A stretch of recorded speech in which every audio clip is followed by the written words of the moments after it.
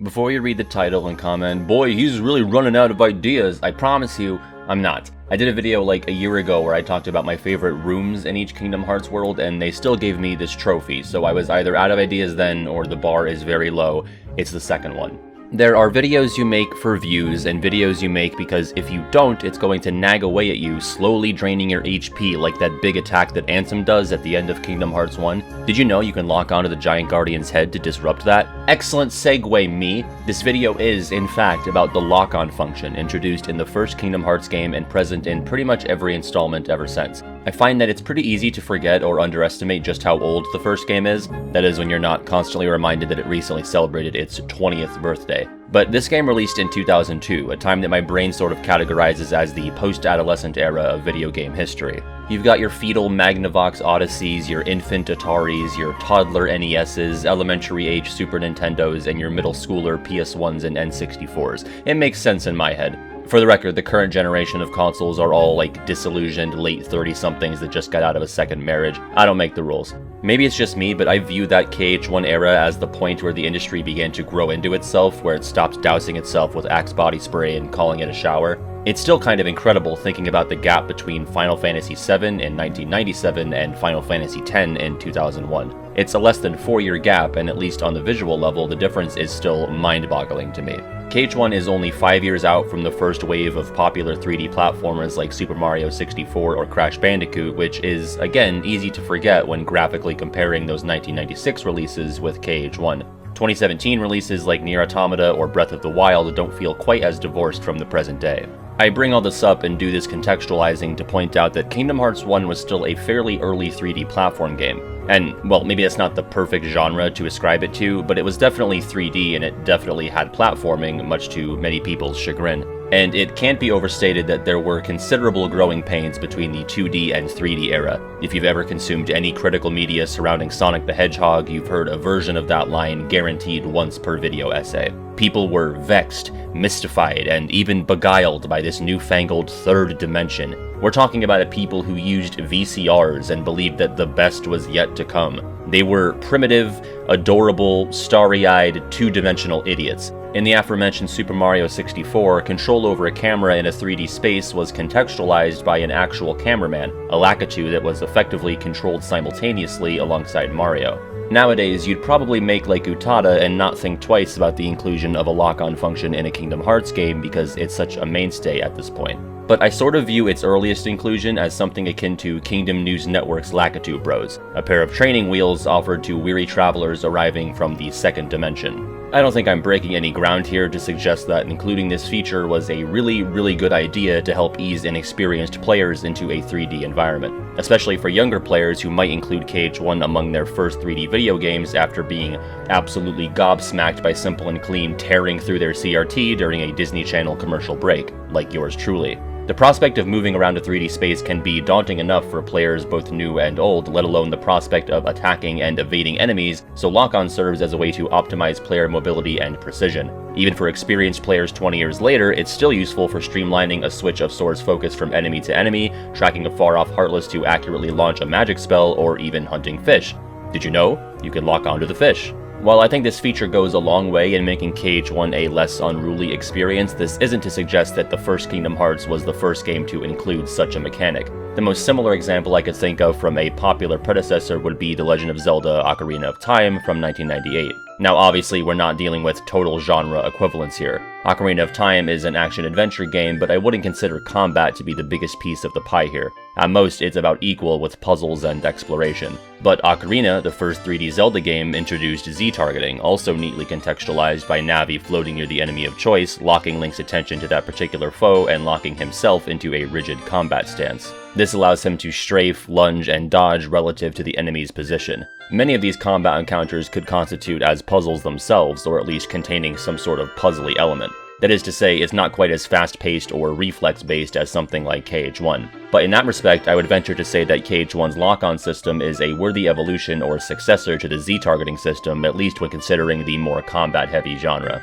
Outside of boss encounters, and even including some, Sora is rarely facing one enemy at a time, sometimes dealing with around a dozen. Unlike Link, Sora doesn't adopt a different stance, rather his attacks and actions basically gravitate towards his lock-on target. And this is, obviously, a really good thing considering how much faster both Sora and enemies attack. We don't really have the time to get into several semi-isolated encounters with Heartless when there's, say, 3 or 4 other shadows or soldiers rapidly taking pot shots at you. So again, while you can't really credit Kingdom Hearts with inventing targeting in a 3D platformer or action games, I think it was, at best, revolutionary in adopting previous ideas for its own, newer genre of game, that of a 3D action RPG, and at worst, evolutionary at this. Small side tangent, but I struggle to think of many games that predate Kingdom Hearts that I can compare to it beyond, like, the bits and bytes. Bits and bytes. Granted, I haven't played or read up on every video game prior to 2002, but the closest I can come up with are games that have similar aspects that KH1 borrowed from or built upon.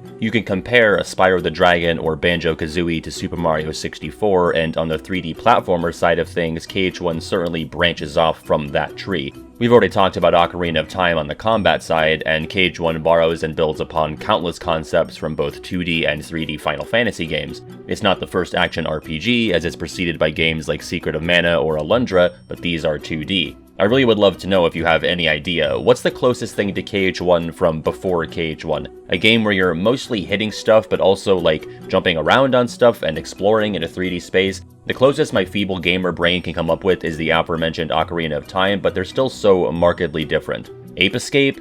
Jak and Daxter? It still doesn't feel quite right. I went googling and even DuckDuckGoing for 3D action RPGs, and it's not turning up anything too useful, especially when considering pre-2002 examples. I don't know, I heard Dark Cloud, Phantasy Star Online, but again, I'm not fully satisfied with declaring them the next closest thing. I think the title still tentatively and ultimately goes to Ocarina if you're asking me, but I would love to hear your take on the matter.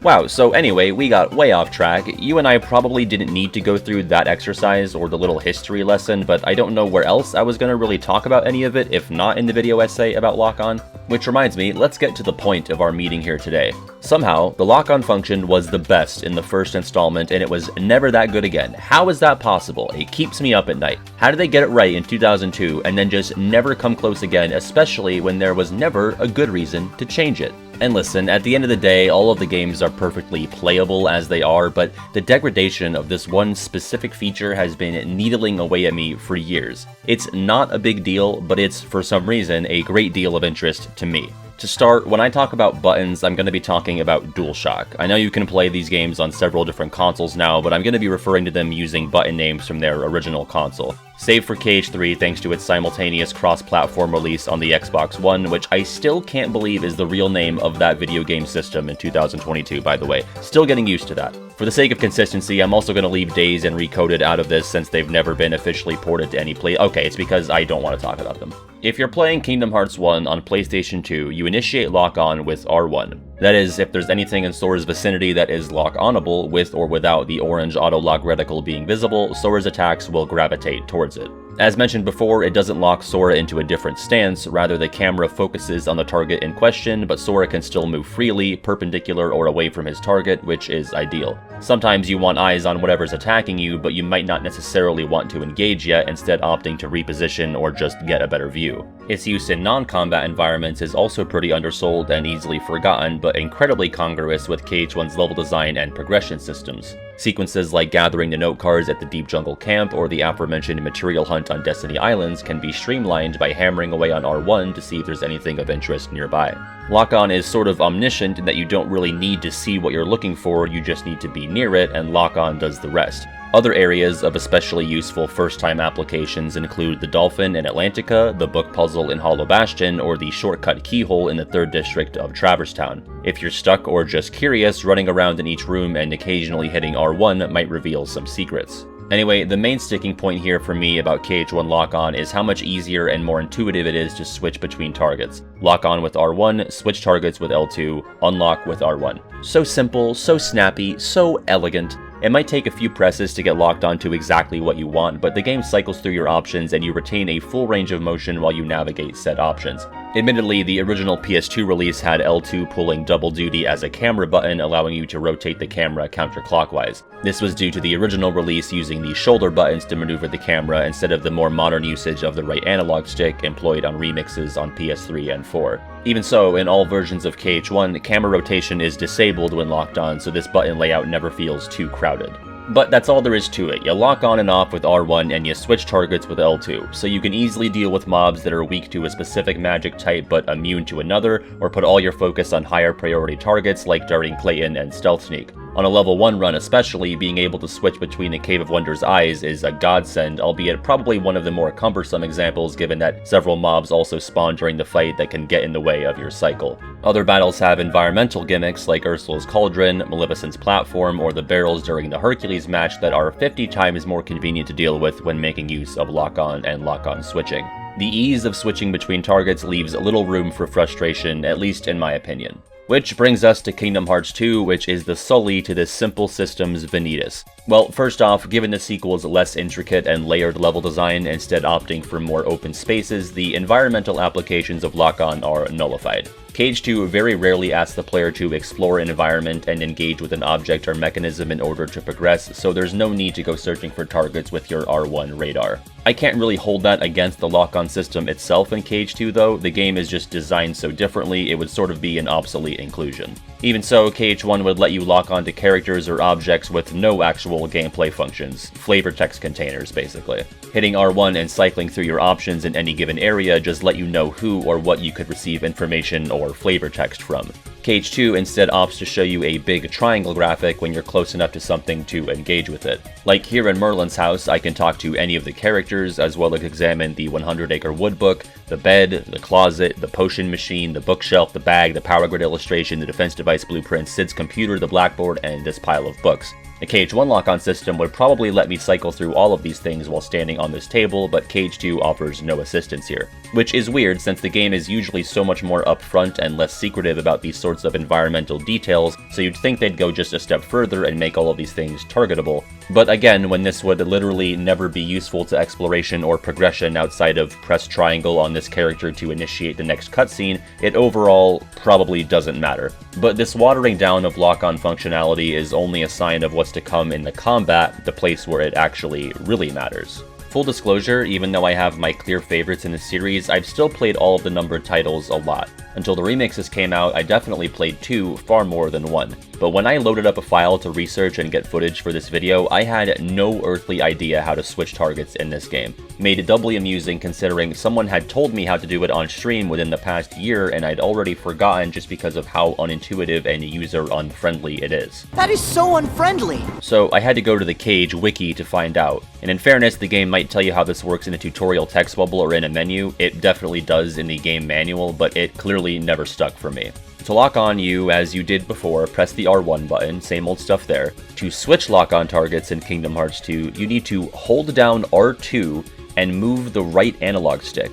Now, to its credit, this is something of a leg up on KH1's system here. Since you need to tilt the right stick left or right to switch, you're given a direct choice of what you want to lock onto, instead of cycling through every applicable option on screen. The lack of immediate choice is by far the worst aspect of KH1's system. But much like how KH2 addressed several things in KH1, I find this to be an overcorrection, and it leaves a lot to be desired. First, despite giving the player more autonomy in choosing their lock-on target, it's not perfect. Only tilting the stick left or right will actually help cycle through your options. Up or down, even when enemies are above or below others relative to Sora, only awkwardly nudges the camera in either direction. The game also does give you some degree of camera control while locked on in 2, but it'll always inevitably swing the camera back so that the target is never out of sight instead of the camera remaining in a fixed position. However, even when holding R2 to switch lock-on, the right stick also rotates the camera, which is just incredibly awkward. This change is unintuitive, difficult to remember, crowded, and most infuriatingly, entirely unnecessary. The L2 button used for switching in the first game goes completely unused. The only mechanic throughout the series that even comes close to this degree of obtuseness is pressing triangle and circle at the same time to do a reality shift in Dream Drop HD. On top of lock-on switching just feeling weird and sort of getting in the way of itself, there's no auditory feedback when switching. A simple copy-paste of the initial sound would be better than nothing. It almost feels like it's not working when there's just silence when you're switching targets. I know I've really gotten into the weeds on this, but like I said, it's been driving me insane for years. At least Cage 2 will actually ignore non-combat related entities when in combat, which is a small grievance I have with Cage 1. I'm not interested in targeting barrels or fireworks when engaged with enemies, and Cage 2 has the right mind to make Sora wholly uninvested in targeting inanimate objects while fighting for his life. And god, as for Recom, what a mess that is. While the original Chain of Memories obviously released between 1 and 2, Recom came out after the original Cage 2, so we'll check this out next. COM is unique in that the core gameplay environment is divided into the field, populated by objects and enemies, and the battle arenas accessed by running into or hitting said enemies in the field. But this field is made pointlessly difficult to navigate thanks to what is essentially a stealth-forced lock-on. I know exploration and combat are pretty fundamentally different in Recom, but I don't understand the design choice here. Out in the field rooms, you actually can't initiate the hard blue lock-on, rather the game will apply the soft orange auto-lock to any objects or enemies near Sora or Riku. Q hitting an enemy when you're trying to hit an object, or vice versa, and then getting jumped by a nearby Heartless. In battle, Recom's lock-on system is pretty much carried over from Cage 2's, taking a few small steps forward but a big step back. For starters, lock-on is initiated with R2 instead of R1, as L1 and R1 are reserved for shuffling through your cards, which is fair since swapping the deck shuffle buttons with the lock-on button still means you're losing consistency with either the lock-on or the switch button. But still, 3 games in and we've managed to avoid any true consistency. X is always attack, circle is always jump, square is always reserved for dodge moves, but lock-on is always put wherever. Except there is no switch button, as again, Recom abides by the batshit idea of holding R2 and tilting the right stick to switch. And this is even worse than Cage 2 since you need to initially press R2 to lock on at all, aka this is the same button that releases the lock-on. The button that you need to hold in conjunction with tilting the right stick in order to switch. The switching is at least accompanied by audio feedback this time, and you can tilt the stick up and down to more accurately select what you want to switch to, but what a mind-boggling choice. To its credit, the lock-on is disengaged when the button is released after pressing it the second time, but it still seems pointless to over-involve R2 when L2 sits unused. It could have been easy and symmetrical, R2 to lock, L2 to switch, but instead we're stuck with an even worse version of the already obtuse and cumbersome Cage 2 system. So taking both battles and field navigation into account, I think Recom safely takes the cake for worst lock-on system by a wide margin.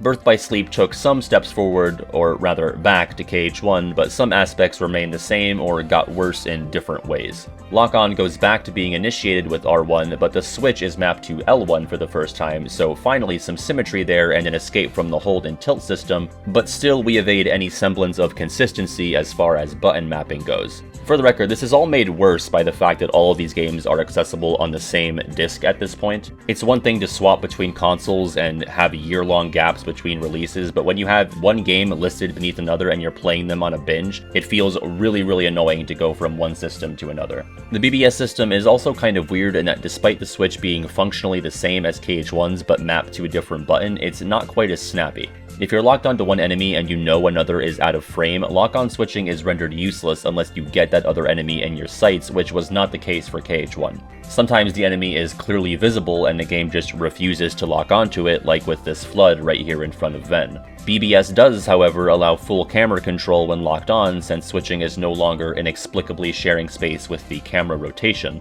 So for me, a vast improvement over Recom and inching out ahead of Cage 2, but still not quite as effective and useful as Cage 1's. Dream Drop HD actually offers 3 different control options, all of which are pretty middling to bad, at least as far as lock-on is concerned. There's Types A and B, which share the worst lock-on switch yet, and Type C, which has a better but still clunky switch mechanism. Types A and B offer potentially the weirdest and most awkward way to switch targets so far, mixing the worst parts of Cage 2 and Recom. You initiate lock-on with R1, and then to switch, hold down that same button and move the left stick. Like the one you used to move? This is serial killer behavior. At this point, I would rather just unlock from whatever I'm targeting, move closer to the new target, press R1 again, and hope for the best. Mind you, this is the default system. You need to navigate to the configuration menu and switch to Type C to restore any semblance of sanity to your video game. And I mean, it's Dream Drop, the most certifiably insane piece of media ever conceived, so it's really just like a band-aid on a heart attack at that point.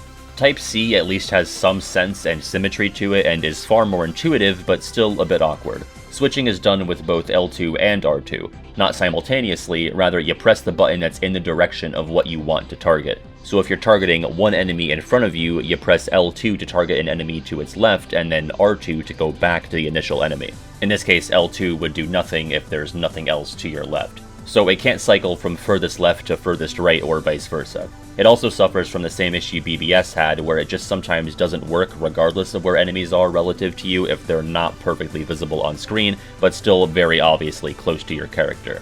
I still prefer this to any hold and tilt system, and I actually only just discovered Type C's existence for this video, so I at least got something out of this. But Dream Drop's Type C would probably be the best if you could smoothly loop between extreme right and left, and also if it lacked the obscured enemies issue shared with Birth by Sleep. I'm guessing the devs just really hated how KH1 made you cycle through everything with one button, but so many of these subsequent attempts to give the player choice have ranged from half-baked to criminal. Or at least, I thought so until I booted up 0.2 and its system was basically the same as KH1's, just with the switch on R2 instead of L2. No holding down any button nonsense, no tilting a stick, just cycling through your options with R2. It sometimes doesn't feel quite as snappy as KH1, and there are occasionally hiccups when switching to something that's a bit far off or not fully in frame, but it's overall a return to the simple and more than serviceable system from 2002. I should also say, while we're on 2.8, the lock-on and back cover is fucking terrible. I don't know what button it's mapped to, and I'm starting to think they straight up forgot to program it. And finally, there's KH3, which is basically the same as 0.2's system, unsurprisingly. Same button layout, same general idea. At this point though, the large amounts of enemies on screen really wears on the one-button infinite cycle system. KH1 and 0.2 often had fewer enemies on screen at once, making the process of cycling through targets fairly quick and easy. But even in the earliest areas of KH3, there are so many enemies on screen, it's very difficult to reliably switch to the target of your choice. Which, I guess, leaves us at a bit of an impasse, and admittedly, I don't know what the solution is. When these games get bigger and more capable of handling so many entities on screen at once, maybe it matters less which enemy you're targeting, so choice isn't that important. And it seems like giving the player a more immediate sense of choice also often burdens the player with a clunky and obtrusive button combination. I think maybe a bit more polished iteration of the Type C layout from Dream Drop would be ideal for KH4, but I'd like to know what game you think has the most intuitive and comfortable lock-on system. That is, if you've ever thought or cared about this even a little. As I hopefully made clear in my ramblings at the start of this thing, I think lock-on is an incredibly useful and helpful tool, especially when the genre was newer. And I found it fascinating, albeit frustrating, to see the different changes and styles the system has gone through as the series and genre has matured, though I obviously still think there's room for improvement. Was this interesting at all? I honestly have no idea. I was interested when I was writing it, so I hope some people will watch it. And before the jingle starts, if you do enjoy weird deep dive content on this series, then please consider pledging to my Patreon. This is what I do for a full-time gig. I do this and I stream on Twitch, and Patreon is by far the most stable and direct way to support me and my endeavors. You also get some neat benefits and exclusive content no matter what tier you decide to pledge at. Okay, I'm done panhandling. Here is the jingle.